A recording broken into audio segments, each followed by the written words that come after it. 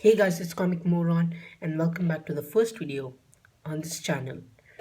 So, for my first video on this channel, I will be reviewing Falcon and the Winter Soldier episode 1. But for those who haven't watched the episode yet, I recommend you guys to step out of this video because there are major spoilers ahead.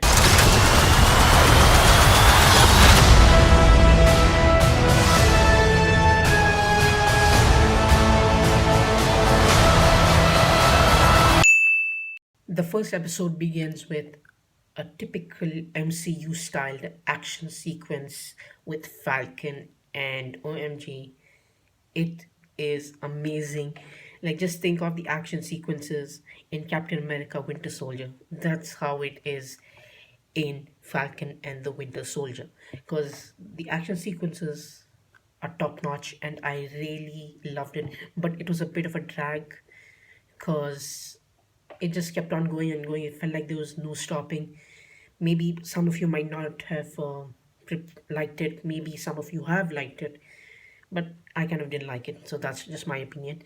Anyways, the episode gets interesting after 5 minutes where we see Cap's memorial. And if you've not moved on from watching Endgame, I'm sorry. You're not ready for Falcon and the Winter Soldier. Basically, Sam gives the shield back because he feels that the legacy of the shield should die with Steve Rogers, which I respect a lot, and his reason to give up the shield was justified. Then we move on to Bucky, who's a complete mess. Even though his mind was fixed in Wakanda, he still had nightmares of him being under control by Hydra and killing a few people, which he regrets till this day. He basically tries therapy and everything. He's a complete mess, as I said, and it feels depressing to watch him in that condition because Steve isn't around anymore and he feels a little bit left out. Then we move on to Sam, aka Falcon, who's having financial problems with his sister, and this answered a lot of questions like, do the Avengers get paid? Does Stark pay the Avengers? No. They just get the shelter and the food and everything, but they don't get paid for their families. Stark is responsible for this. Anyways, he has financial problems and he's kind of in a messed up position as well. Basically, the story so far it revolves around people after the blip and how they preferred life before the blip, and they prefer the life when half the population was gone. So that's kind of a dark topic to deal with. And then we move on towards the end where the United States government appoints a new Captain America, even though Sam has left the shield to be left like that and not give the shield to anyone else but to die with the legacy of Steve Rogers. Overall, that's the story of this episode, and I really enjoyed it.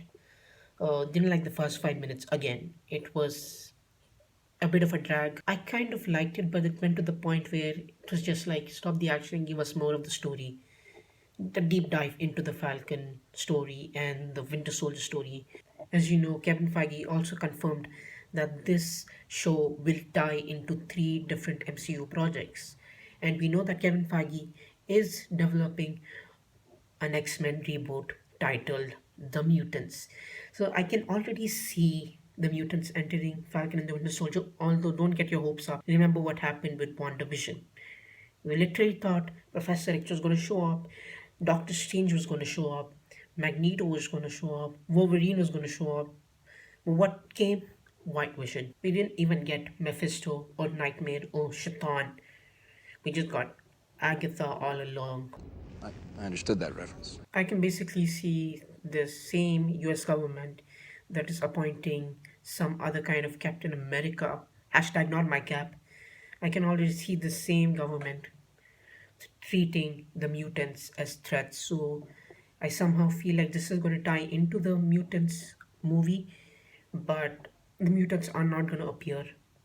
I hope I am wrong, but most likely they ain't gonna appear. Overall, this episode is a 4 out of 5. I enjoyed it, a decent watch.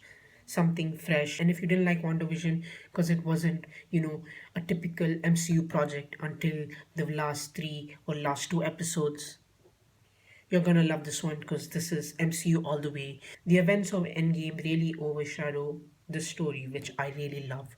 We get to see a new world after the blip, and it's amazing. So thanks for watching, guys. Make sure to like, share, and subscribe. I will be uploading a review on the Snyder Cut as well.